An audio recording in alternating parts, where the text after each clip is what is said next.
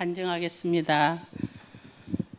간증 제목은 조상대도로 우상의 집안에서 믿음의 집안으로라는 제목으로 하겠습니다. 저는 아름다운 변산반도 국립공원 앞에 그림처럼 떠있는 섬 고슴도치를 닮았다 하여 한자로 고슴도 쥐자를 써서 이도라는 곳에서 태어났습니다. 이곳은 1993년 10월 10일 이도를 떠나 격포항으로 향하던 서해 해류 침몰 사고로 292명의 귀한 생명이 희생된 아픈 기억을 간직한 곳이기도 하며 2003년 핵 폐기장 건설 문제로 찬반이 논란되었던 뜨거운 섬으로 세상의 유명세를 타기도 했습니다. 저희 집안은 아버지로부터 유로 6대조 할아버지께서 이도를 관할하는 수령으로 부임하시면서 이곳에 터를 잡았고 그 후손들이 대대로 이도에 뿌리를 내리고 살았습니다. 아버지께서는 장손이셨고 집안 어른들 모두 유교적 전통과 가르침을 매우 중요하게 여기셨습니다. 1년에 13번이 넘는 제사와 시제를 지냈던 기억이 생생합니다. 편찮으신 중에도 제사 음식만큼은 정성스럽게 손수 마련하시던 어머니의 모습, 그리고 언니가 전화국에 직장을 구해 육지로 떠난 후 제가 어머니를 도와 제사 음식을 준비했던 그 시절의 기억들은 당시에는 너무나 당연한 일상의 풍경이었습니다. 그러나 이제 돌아와 돌이켜보면 하나님을 알지 못했던 시절의 우상 숭배였음을 깨닫고 깊이 회개하게 됩니다. 저희 집안에는 신앙을 가진 사람이 아무도 없었지만 오직 막내 삼촌이 신학을 공부하시고 부안의 한 교회에서 전도사로 사역하고 계셨습니다. 제가 어릴 적 친정 어머니가 몸이 아프셨습니다. 병원을 다녀도 차도가 없었지만 이상하게도 외삼촌 댁에만 가면 몸이 좋아졌다가 이도 집에 돌아오면 다시 심해지곤 했습니다. 당시 어른들은 이를 귀신의 소행이라고 여겨 무당을 불러 구술할 정도로 저희 집은 우상 숭배에 빠져 있었습니다. 하나님의 구원과는 거리가 멀었고 교회와는 담을 쌓고 살았습니다. 그러나 그 순간에도 전도사셨던 외삼촌께서는 누나와 매형과 조카들의 구원을 위해 간절히 기도하고 계셨고 그 기도의 씨앗은 하나님의 놀라운 계획 안에서 열매 맺을 준비를 하고 있었습니다.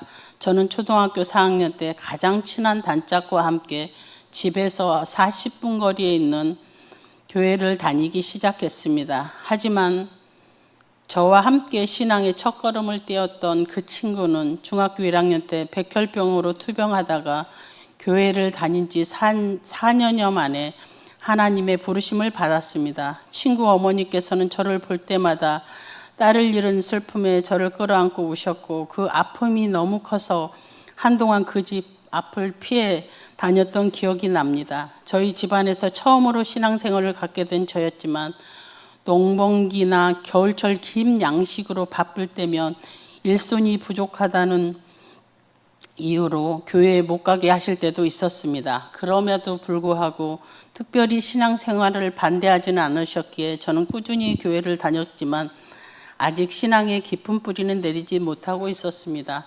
1979년 1월 어느 겨울날 친정어머니는 병원에 다니시면서 지병을 위해 아버지와 함께 애삼촌 댁으로 가셨습니다. 마침 애삼촌 교회에서는 부흥회가 열렸고 어머니는 일주일간 부흥회에 참석하시면서 뜨거운 기도와 찬양 그리고 넘치는 은혜를 경험하셨습니다. 그곳에서 어머니는 하나님의 크신 사랑과 은혜를 깊이 체험하셨고 부흥회 마지막 날 부흥회가 끝난 후 외삼촌의 품에 안겨 평안히 하늘나라로 떠나셨습니다. 어머니의 장례식은 3일 동안 이어졌습니다. 그 시간은 마치 믿기 어려운 자연의 변화와 하나님의 오묘한 섭리를 체험하는 순간들이었습니다. 외삼촌 교회 집사님께서 장례를 치를 수 있도록 땅을 내어주셨고 그곳에서 장례 절차가 있었습니다.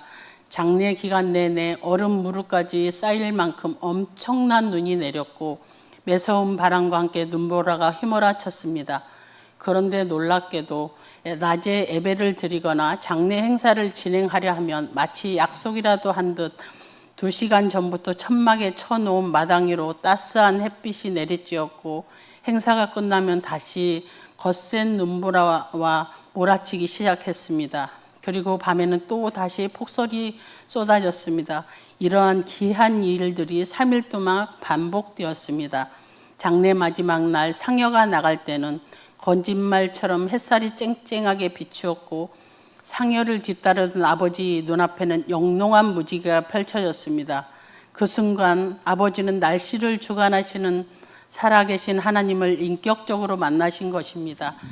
하늘로부터 임하신 하나님의 살아계심과 그 크신 사랑을 온전히 체험하신 아버지께서는 장례식을 마치자마자 큰아들과 큰며느리를 부르셨습니다. 그리고 모든 제사를 폐하고 우상숭배를 하지 않겠으며 교회를 다니며 하나님을 섬기겠다고 선포하셨습니다. 그 후 큰오빠와 큰올케가 제사를 계속 지내겠다고 하자 아버지는 차마 말리지는 못하시고 홀로 제가 출석하던 교회를 다니시며 간절히 기도하셨습니다. 주일이 다가오면 당시 신앙생활을 하던 큰올케의 친정 언니 댁에 가서 쉬다 오라며 큰올케를 보내시곤 했습니다. 큰올케의 친정 언니는 현재 권사님이 되셨고 형부께서는 장로로 섬기시다 은퇴하셨는데 아버지는 그곳에 보낸 친정 언니를 따라 신앙생활이 들어가기를 바라셨던 것 같습니다.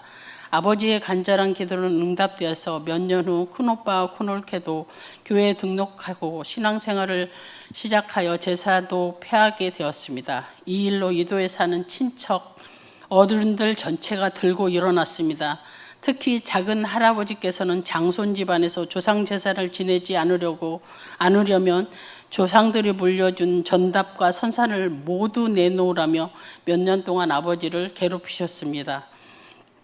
그러나 아버지는 큰오빠 큰올케와 그 핍박에 굴하지 않고 굳건하게 믿음으로 이기셨습니다. 놀랍게도 훗날 작은 할아버지 역시 막내딸의 전도로 신앙생활을 하시다가 천국에 입성하셨습니다. 친정아버지께서도 어머니의 장례식에서 날씨를 주관하시는 하나님을 만나 늦게 신앙생활을 하셨지만 이후 35년 동안 신실하게 하나님을 섬기며 장로 임직까지 받으셨고 매일 저녁 교회에 가셔서 밤새워 기도하시고 새벽 예배를 드린 후에야 집으로 돌아오시는 삶을 사시다가 하나님의 부르심을 받아 하늘나라로 가셨습니다. 저는 중학교 졸업 후 이도에는 고등학교가 없어 육지로 나와 고등학교를 마치고 대학에 입학 후 졸업 후 직장에서 일하던 중 지금의 남편을 소개로 만났습니다.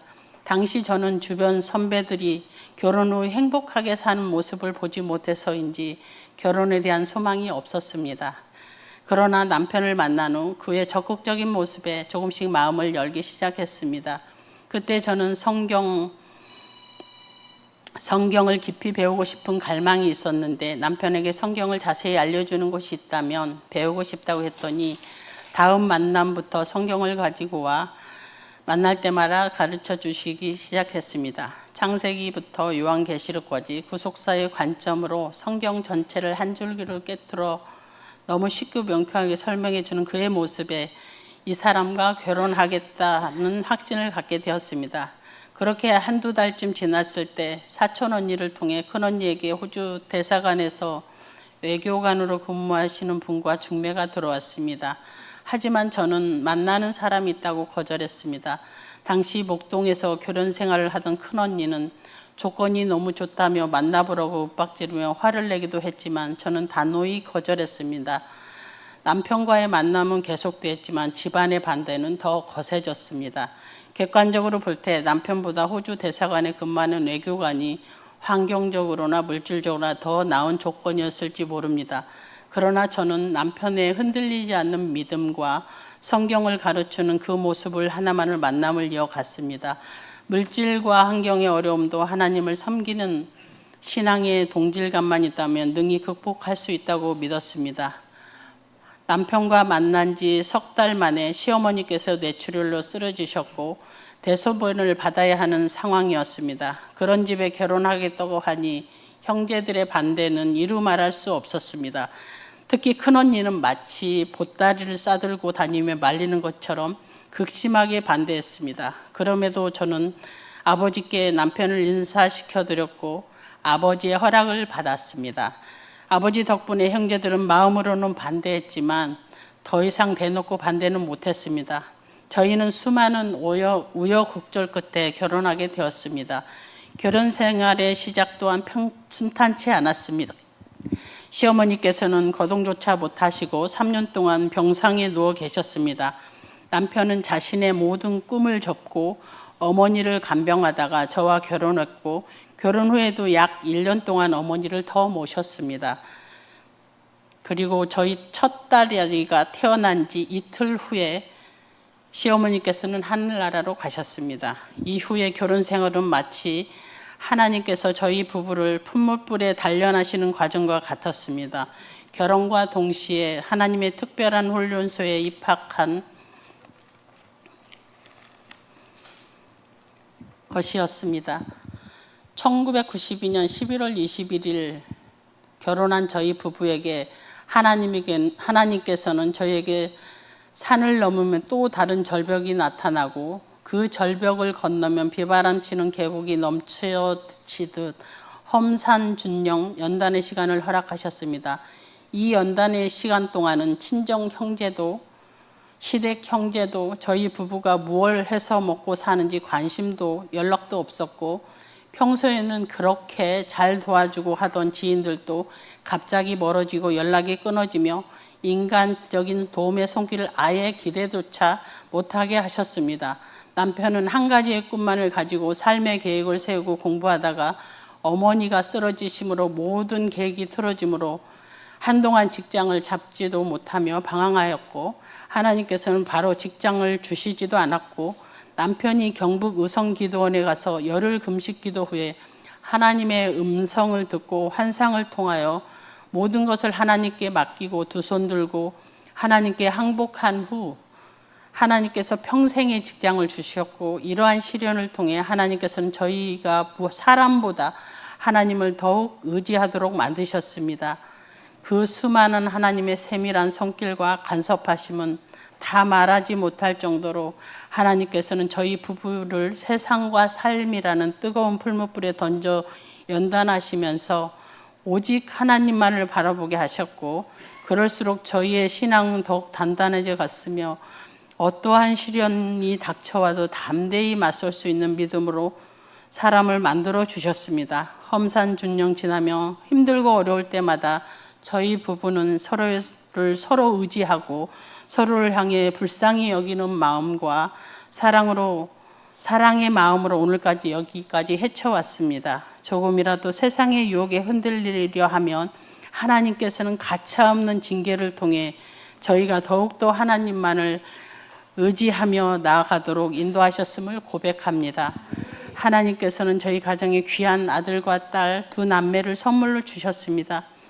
이제 나이가 들어 바라는 것은 우리 자녀들이 영적으로 깨어 기도하며 하나님께 귀하게 쓰임받고 믿음의 가정을 이루어 신앙의 명문 가정을 이어가는 것입니다.